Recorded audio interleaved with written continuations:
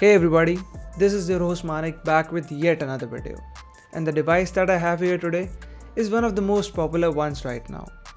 Yep, I have the Samsung S20 FE 5G and I always wanted to try a Samsung flagship. Hence, I purchased this one in the ongoing Amazon Great Indian Sale, roughly at around 33k, as the usual price is around 40,000 or so. So that's a good price drop for a Samsung flagship, especially in India, where we have most of their phones with Exynos lineup. And we all know how bad those devices age. And thus I wanted to have a similar overview to let you guys know if this device is still worth it in 2021 or not. Also, before going ahead, make sure to tap on that subscribe button and press that bell icon so that you don't miss out on the future videos from this channel. So starting off with a quick unboxing, and the device comes in usual Samsung-ish packaging. The MRP on box is around 76k, which is ridiculous, but whatever. Let's open up the box now, and first of all we have the device and some paperwork hidden in the top lid.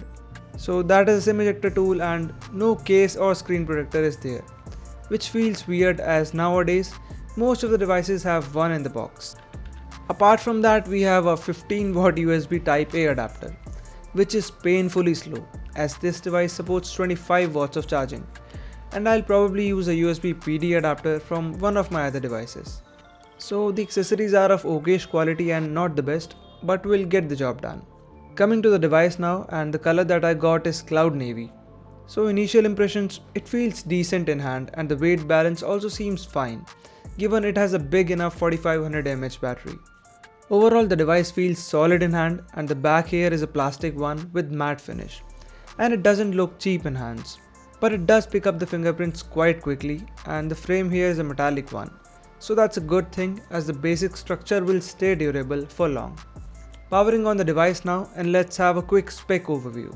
So this S20 FE 5G has a 6.5-inch OLED display that runs at 120Hz.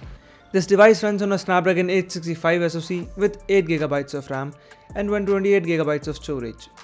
Though you do get a hybrid slot and you can expand the storage with an SD card. Apart from that, we get a 4500 mAh battery and stereo speakers with Dolby Atmos support.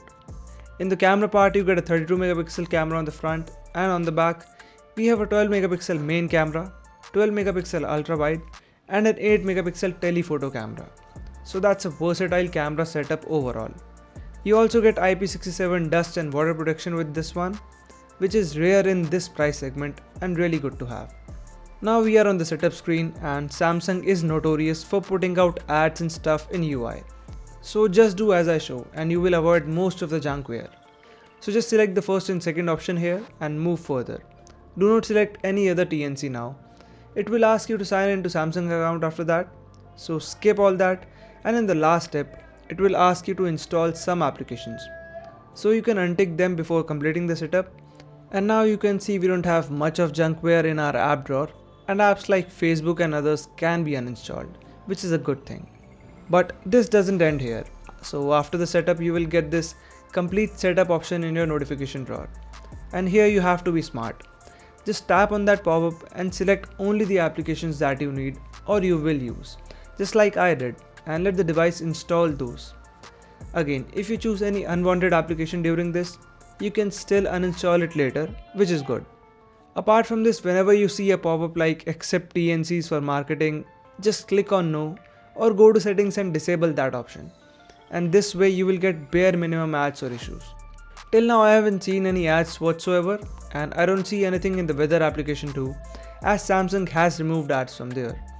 So overall it feels alright. The display here feels quite bright and vivid and seems pretty decent overall. It has good viewing angles, plus due to that 120Hz, it feels pretty smooth while scrolling, and I like the display overall. It's a good panel. On the top, the selfie camera has a ring around it, which I don't like personally, but the punch hole is very small and does not bother once you get used to it. Coming to the software part, and this device runs on One UI 3.1 based on Android 11 out of the box. It has a lot of features baked on the top, and of course is nowhere close to stock. Though Samsung has been doing really well with updates, and this device runs on September patch and gets monthly updates for now. Plus it will get 2 more updates, that is Android 12 and 13, and 3 years of security patches are left too, which is a good thing really. But here is something no one mentions. So I checked the benchmark scores after updating the device, and even after multiple times, the score I got on Geekbench is really bad, mostly in the single core score.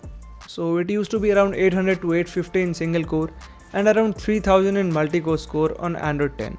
And the multi-core score is still intact, but Samsung has done some real crap in the background, and it seems as before September security patch, the score was around 500. Yes, 500 in single core score, and that is like a 50% drop almost.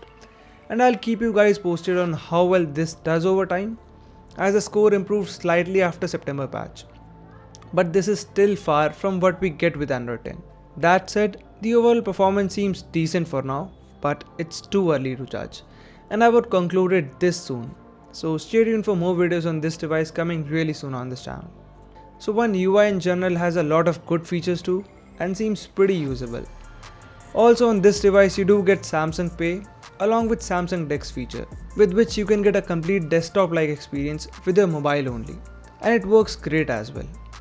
Now talking about the camera guys, so as I said, this device has all the practical sensors and no gimmicks as such.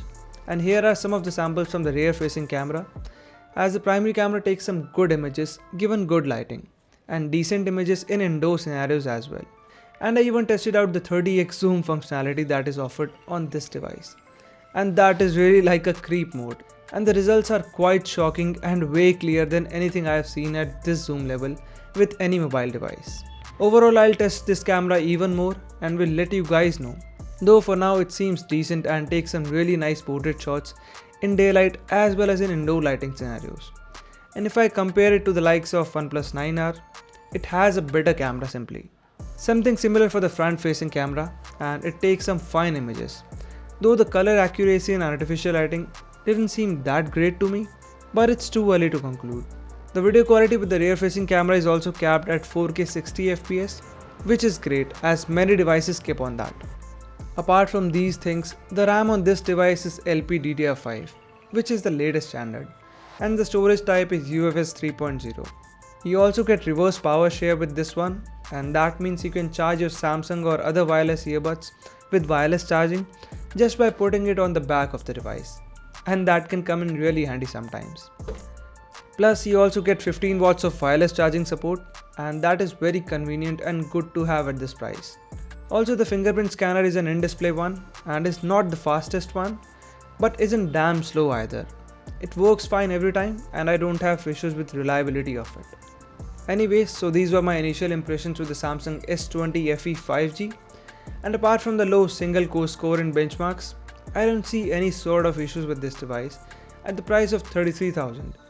In case you want a device with 5G support, as this one has 9 5G bands, 2 years of OS updates are still pending, and flagship like hardware with Snapdragon SoC, all packed into a Samsung branded device. I think it's still a value for money device and recommended if your use case is not that much into gaming, and other than that it's a pretty usable and smooth device overall.